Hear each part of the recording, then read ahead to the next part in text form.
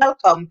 This is a podcast that is streamed on all platforms that streams podcasts. So please be mindful to subscribe to us, follow us. Remember that we also are on all social media platforms, Facebook, Twitter, YouTube. So find us, Becoming a Happy Teacher or Happy Teachers JA.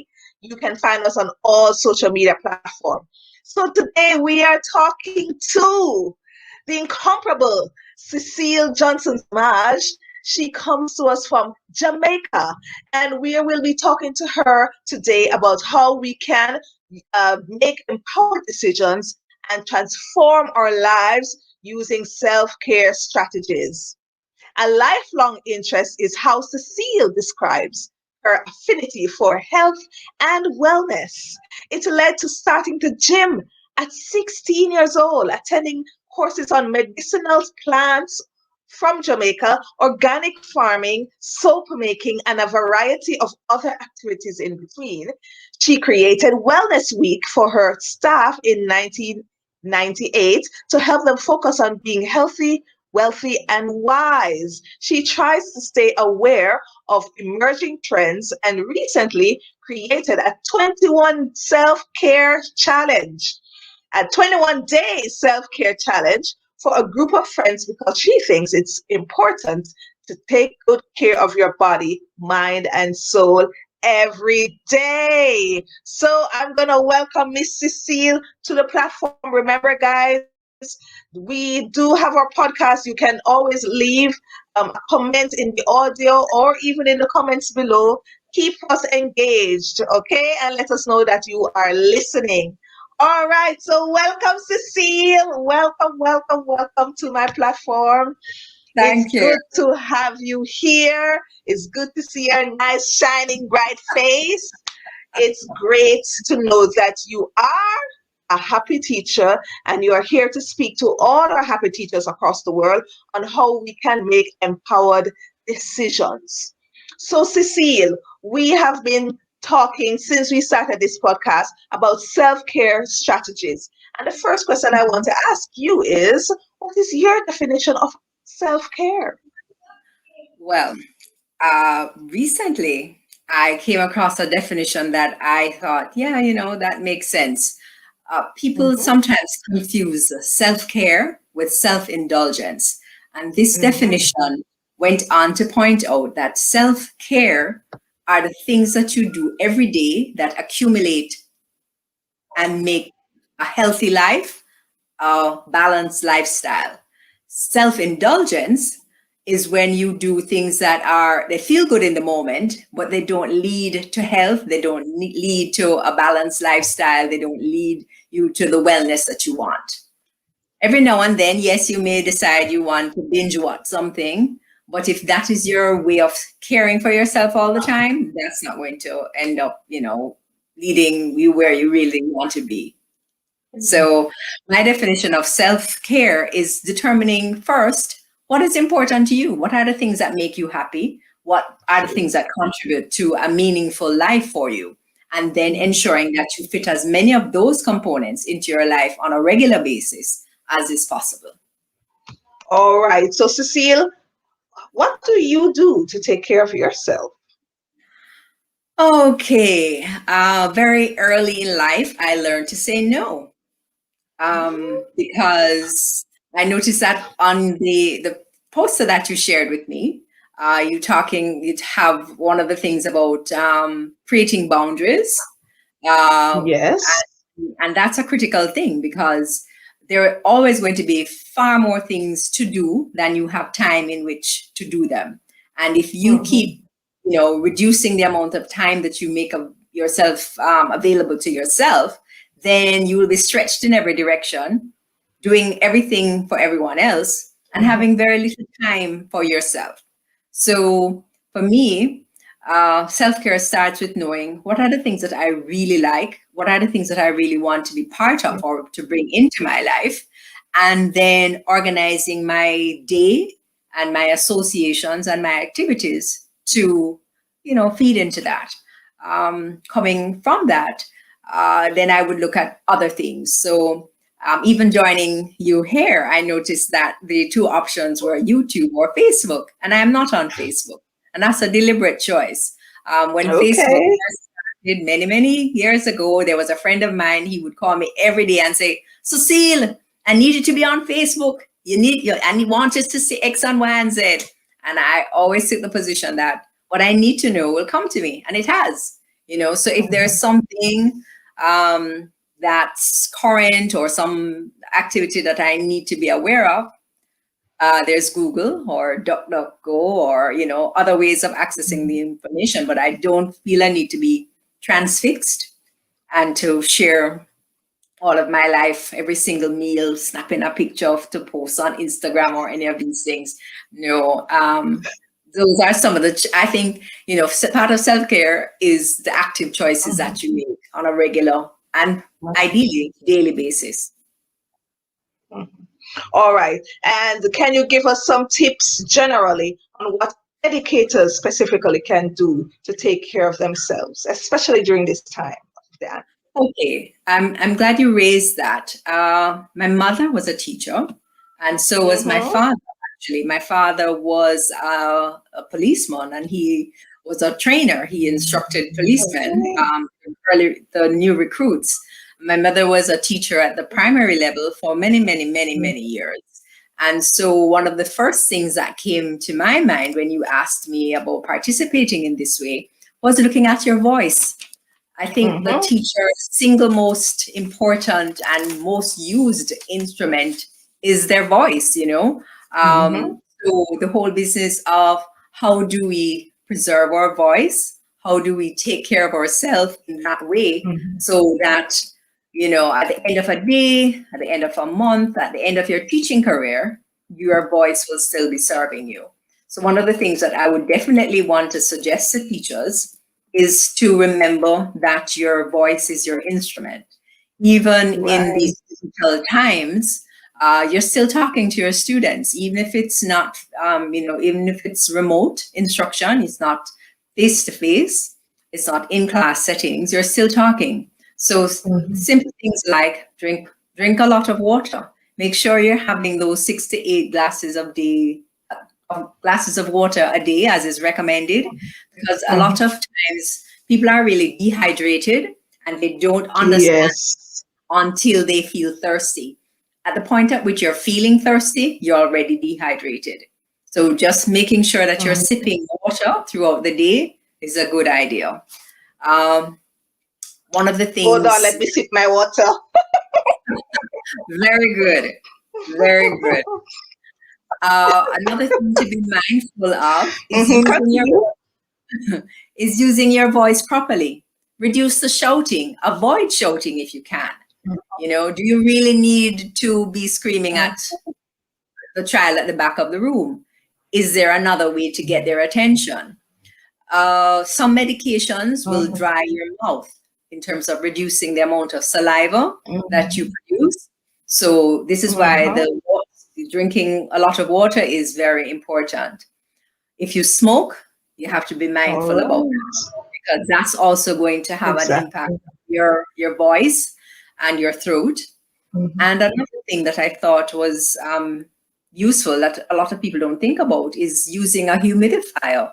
In terms of the amount of moisture in the air, that is also important. So if you live in an environment that's very dry, or for the teachers who live in winter climes, that's something that you may want to consider, especially at night.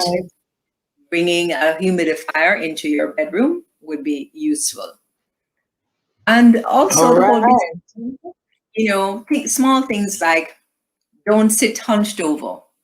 That puts a strain on your neck muscles, which of course are important to the quality of your voice and keeping your voice box healthy.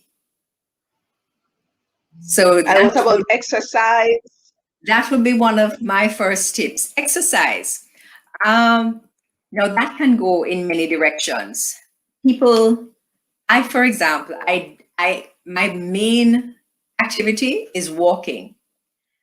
People discount walking because they say, oh, if I'm not running, I don't feel like I'm doing any exercise, or if I'm not doing aerobics, I don't feel like I'm doing exercise. But the data shows that walking can be just as effective as running or jogging, depending, of course, on the incline that you're walking on. Also depends on the amount of time that you're spending engaged in the activity. Also depending on the speed at which you're going. As I'd say to people, there's a plaza stroll, which is a very slow, kind of meandering kind of walking, which has its, it serves its purpose, but that is not the kind of walking that you're going to do for exercise purposes. And choosing, if you're able to get out in nature, all the research points to the benefits of being out in green spaces, in wide open spaces, and being able to see, a horizon. If you're able to walk in a forested region, I would suggest that your viewers take a look at the concept of forest bathing, which speaks to the benefit that you get from just being out in the trees in terms of the literally your body is being rejuvenated by being I thought we had been in the forest. I'm sorry. No, not this kind of bathing. Just they call it forest bathing because you're literally being bathed by all the oxygen and all the other chemicals that the plants are giving off. So you're actually absorbing things that are good for you. And feeling refreshed at the same time. Feeling refreshed at the end of that process of care. And I heard you talking about some of the things that I do as well in terms of learn something new. There's so much. I mean, almost anything that you can think of. There is a class somewhere, there's a course somewhere. Some things are free, some things you have to make an investment in yourself and pay for, the training that you want or the exposure that you want. I also heard you talking about surrounding yourself with positive people. When people started talking about this concept of frenemy, I was like, what? What is that? Somebody's either your friend or they're not your friend. And you can tell very easily by the nature of the engagement that you have with them. So if it's not positive, why would you want to, keep having these optional people around you? If you're stuck with, whatever bad relationship situation, whether it's a job or a family situation, then even that you try and find a way to navigate so that you don't spend, too much of your time, expend too much of your energy that way. So that's definitely, I've been blessed with friends that I've known practically all my life, from, 10, 20, 30, 40 years ago in some instances. And I'm still friends with those people, meaning I communicate with them on a regular basis. So I would definitely encourage people, and the critical thing about having friends, you have to be a friend. Exactly. That's the rule. Is how you engage. Someone asked me, how can I get friends? Because they were feeling lonely and they were saying, after looking at my life, I realized I really don't have friends. And I said, well, you have to show yourself friendly. Yes. You have to put that foot forward to say, if I want a friend, a true friend, I must show myself as a true friend. Show what you want, and it will attract the same thing to you. Exactly. There's, a lot of talk again about law of attraction, but definitely what you give out is what you get back, and that's always been the case. Any religion that you look at is going to tell you the same thing, do unto others. So if you want to get a friend, or you have to be a friend, some of the other things, people tend to think of self-care as spa day and those kinds of things. For me, it's the things that you do consistently. So aromatherapy, you can always access various essential oils that will bring some additional joy and peace to your soul and into your space. As teachers, one of the things that I would definitely recommend is that you check out essential oils. There's a plethora of information on different kinds of oils. A simple thing like peppermint.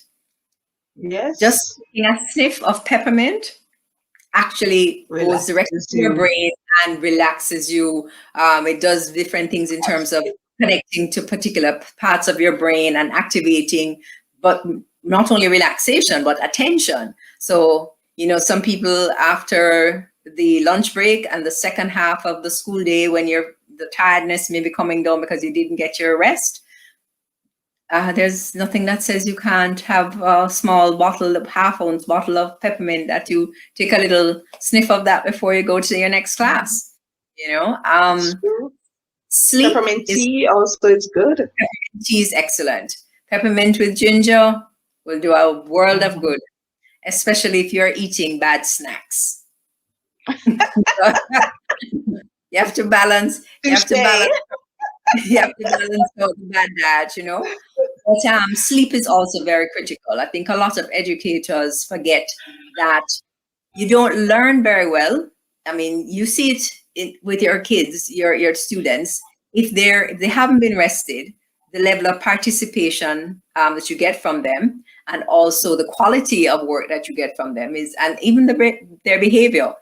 Younger children tend to get more agitated, uh, just plain miserable from lack of sleep. And the data shows that lack of sleep is the equivalent of, I forget exactly how many alcoholic drinks in terms of what Wow. it does to diminish your responsiveness. Mhm. Lack of sleep has caused major accidents. People tend to think of accidents being caused by drunkenness, but things like the Exxon Valdez, that ship that ran aground several years ago and had this major oil spill, Chernobyl, which was the nuclear explosion, those things were caused by lack of sleep. Lack of sleep. There's a phenomenon now in Japan with women dying from lack of sufficient sleep. So people need to look at not just, yes, you have the lesson plan to do, and yes, you have the papers to mark, and yes, you have to come up with the ideas so that the students will be engaged, but you have to bring your best self to the class. And Mhm. without adequate sleep, it's literally impossible. Okay. So getting All enough, right. So prioritize getting great enough. tips. Absolutely. Great tips from Mr. Cecile here. Great tips from Mr. Cecile. So we're going to now go over and look at the poster regarding making tough decisions and, Yes. putting in tough self-care decisions in our lives. So I'm going to take us off screen and have our viewers look at the poster. And then we will come back.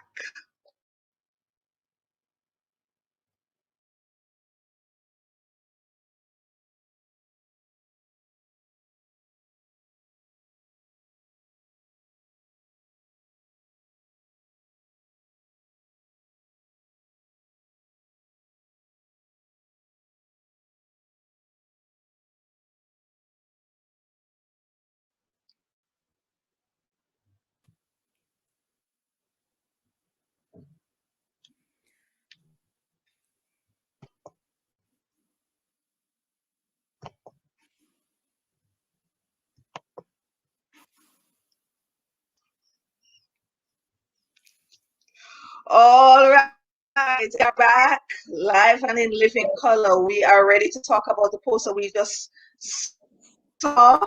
And the title of the poster says Tough Self Care. Sometimes self care is hard and uncomfortable.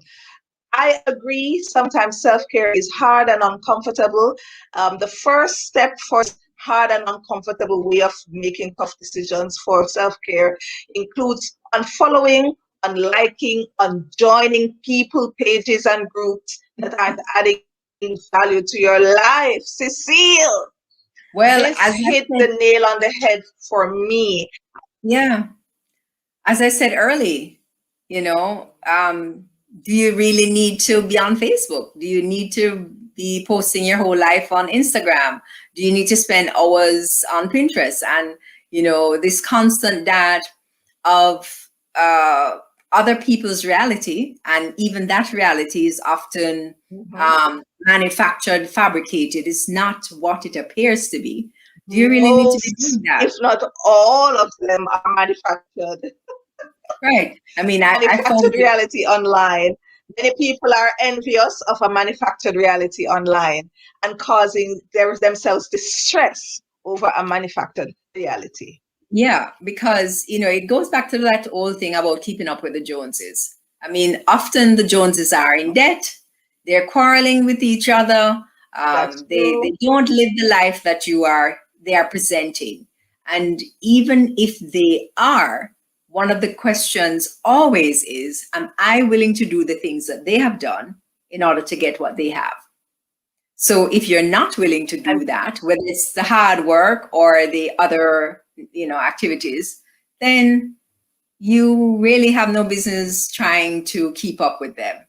And often the people that you're trying to keep up with, they don't even know you exist, you know. exactly.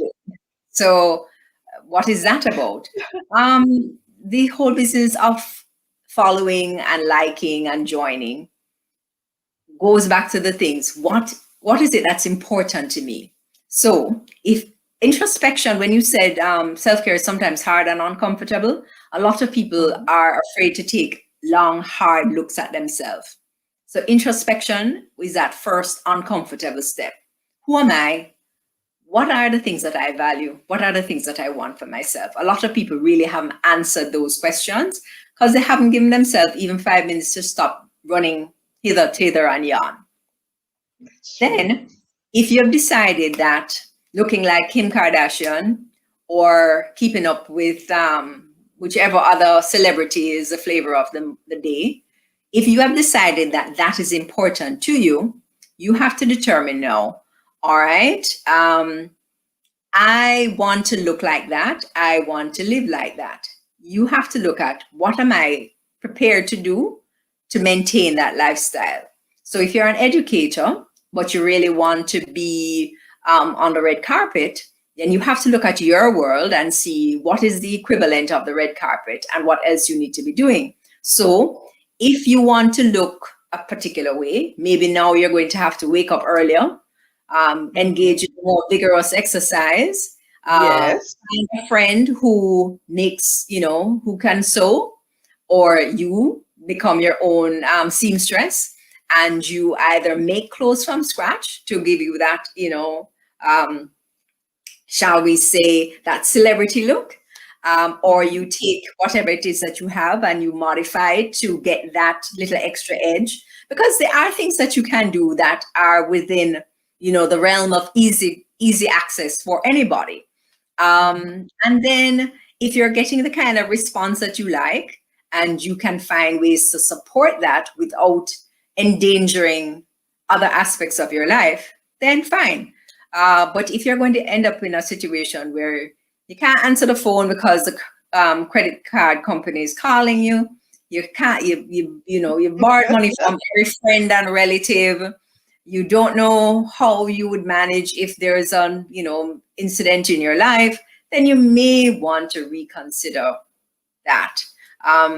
Because at the end of the day, are you setting up yourself for stress, with this Mhm. immediate gratification kind of situation? Mhm. And then the other thing to do is evaluate. I think all of us will go on online and we'll see something and it will say subscribe. And then you're getting flooded with email. At some point, you need to step back and say, all right, is this adding value? Am I reading this? Is this sharing the kind of, even if it's something that you subscribe to because you wanted to learn something, you have to determine, am I actually using this thing? And there's always at the bottom of this the page, unsubscribe. Sometimes when you click it, Yes. unsubscribe, they will say, do you really want to unsubscribe or do you want us to send you less information? So instead of sending you information daily, we can send you something weekly, we can send you something once a month because they want to keep you too. But you have to, Right. in the same way that you joined, you can unjoin. In the same way you followed, you can unfollow. And if you decide that, oh boy, I'm really missing this, I really was getting a benefit, you can just join again, follow again. Some people do Mhm. in the same ways that some people have programs where they, Alcoholics Anonymous, and there's a 10-step or 11-step program, or there are people who do things like they stop smoking cold turkey. You can try that. Or you can just do a detox. Some people do a digital detox. So for a day or a Absolutely. weekend, they just put the phone aside, they don't go online, and see, what do you really miss? What are Mhm. the elements that you really need to keep you going for the day? And another thing, Cecile, I would like to tell our viewers or educators out there, stop following people you don't like. Stop following people that aggravate your nerves. So even if you are on social media, which is fine, if people want to join social media, Yeah, that's fine. If that is your cup of tea. But why are you absolutely. always following people that aggravate your nerves? And I've said this in a conference earlier today that I have met many educators, many of these professional educators that have PhD behind their names and all of that. And when they go online, they make a total fool of themselves. Stop it. It Use and my instruction that I find that I use in this life. Block and delete. Okay? If somebody aggravates your nerves, if somebody is just barking up the wrong tree with you and you just can't get along, or maybe you don't agree with their views, just Mhm. don't follow. Just Right. like Cecile say, unsubscribe, unfollow, unjoin, and move on with your life. And another thing, you don't have to comment on everything. Every single thing. Not everybody's business is your business. Mhm. Sometimes you see things, people put things on, you don't have to comment. You can move right along. I think there's so many people give into the pressure, and that's really pressure they put on themselves because they bought into that value system that they feel that their voice has to be heard for everything. But there are things that do they really matter? Will they Mhm. matter next week? And one of the things that I found interesting as social media expanded and expanded is that a lot of people, they're going through their particular problem right now, but they're making it seem normal. And then check them a year's time, 2 years time. You see it all the time with celebrities. Check them 2 years time. Oh, at that time I was going through this breakdown. I was thinking about checking myself into rehab. I went into rehab. That's not what they're telling you at the time that they're having a problem and carrying on. They're That's making true. this, that's normal. That's life. That's whatever. And then they check themselves and get the help that you may not have access to, and you have continued down this line. You really need to look at, as I said, ultimately what makes you happy, what's important to you, and how you're going to create a life around those things. And All it's quite right. So fine the to next join. point on our poster is creating boundaries with people and saying no. You can continue with And your point, but we want to move on to creating boundaries with people and saying no. And that's the same thing we were talking about, unfollowing people, earlier. unliking, Mhm, unjoining groups, mhm. because you have to say no. You have to protect your peace. I mentioned it earlier today. You have to protect your peace and you have to create boundaries. Go ahead, And Cecile. and these people with whom you have to create boundaries are everyone that you are going to encounter. So it may be a parent. I know educators, certainly when the pandemic started, they shared their personal phone numbers. They started WhatsApp groups with the class and with the parents of the class. And people would be sending messages at 2 o'clock in the morning. No, you have People will to be create a calling at 2 o'clock in the morning right. You have to or create midnight. oh, And exactly. As if sometimes you wonder, what else they are you doing in know, their own don't lives. educators Yes, need to rest too? Don't educators exactly. need to sleep too and have their time to spend with family? Some parents Exactly. really push the mark, and it's not only parents, the admin team, when principal is calling you or the senior teacher calling you to hand in grades and to mark people, sometimes you need your rest. And they're Yes. calling you at all odd hours of the night. Not sometimes you need your rest. I would correct you by saying you always need your rest. Need your rest, If absolutely. you make an exception, then that's one thing. But to have it built in, that's another matter. And sometimes you have to make a decision. Is this where I need to be? Because sometimes Mm-hmm. those people know they don't have family, no, they don't have any other interests, no, they don't have a life outside of the job. And they, by their own lifestyle, expect that you are also going to follow the same practices and procedures that they have adopted. So at some point, you will have to make a decision if that, because essentially that's abuse. That is a situation where you're expected to be available 24 hours a day. And the only Mm-hmm. context in which somebody was available 24 hours a day was A, if you're a slave, or B, you're a serf, you know? All And I right. think both of those categories are not acceptable in modern day life. So Mm-hmm. yeah, you have to create boundaries, and also with children, meaning your own children and your Your own own family. children. So it Yes, goes not only to for work, creating boundaries for work, but also creating boundaries with your family.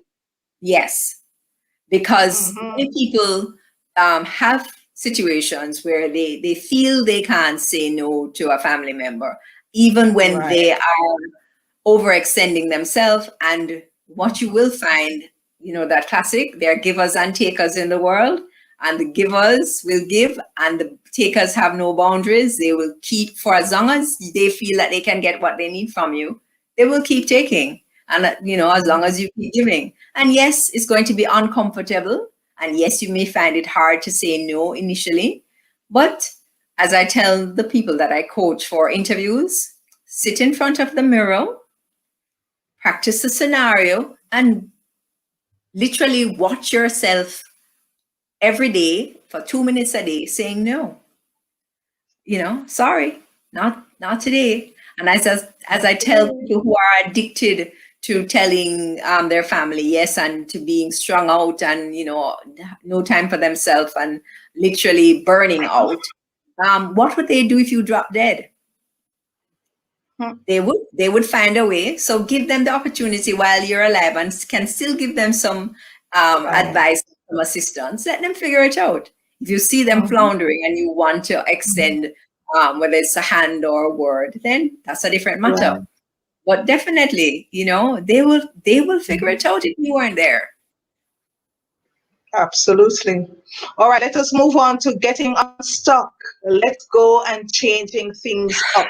And getting unstuck really talks about basically your flexibility, right? You don't have to stick with one thing. You don't have, if you find a process that works for you, sometimes you can change it up, be flexible, and you don't have to be just sticking to one way only. Because that's not the way of the world. That's not how the world works, right? One day we're up, the next day we're down. One day we're going fast, the next day we're going slow. So we got to know how to change it up.